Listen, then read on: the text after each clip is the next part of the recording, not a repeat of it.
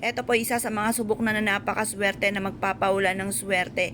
Bubulaga sa inyo ang napakaraming pera once na ikaw po ay gumawa ng ganito at ikaw po ay may positibong pananaw sa buhay. Ang paggawa ng mga pampaswerte ay nakakatulong upang sa ganon mas maging positibo kayo sa buhay mga bossing ko.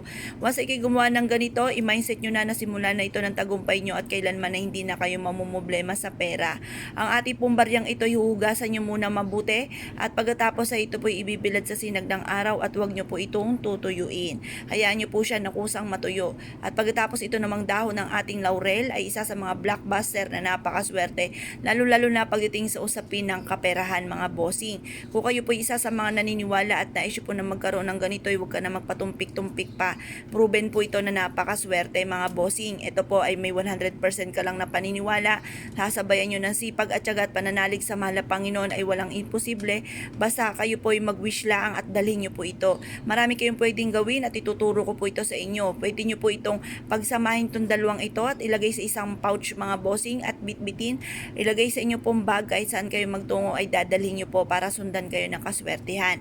Walang kamalasan at puro swerte ang darating. Ngayon po ay pwede nyo rin pong ilagay po ito sa inyo pong pitaka or kaya sa inyo pong bulsa or kaya po sa sapatos kapag kayo natutulog.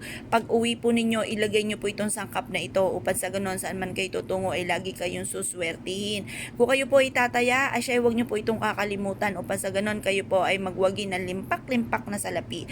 Or kaya kung hindi naman kayo mananaya at kayo negosyante, huwag nyo kayo makakalimot na maglagay ng ganito sa inyo pong kaha upang sa ganon lagi kayong may malaking benta. Maraming customer, maraming benta. Ganon din po kung kayo nag-a-apply ng papuntang abroad para kayo po ay matanggap sa inyo pong trabaho.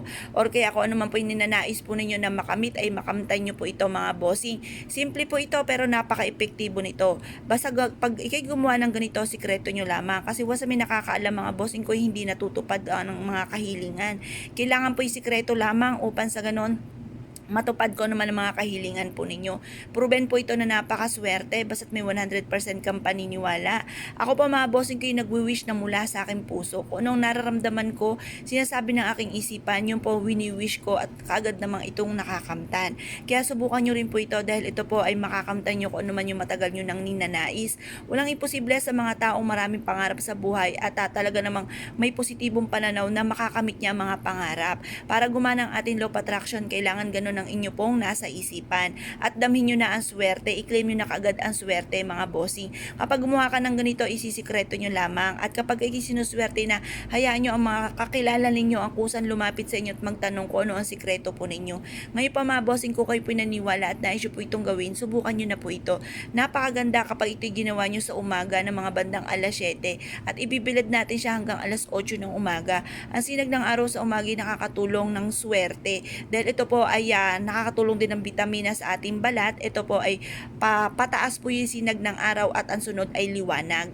Sa gabi mga bossing ko yung madilim po yan. Kaya hindi ko nire-recommenda sa inyo na gumawa ka sa gabi. Pero dapat bago ka matulog ay meron ka ng ganito mga bossing. Kaya kung kayo pinaniwala at nais po itong gawin ay siya mga bossing, good luck po sa inyo po lahat.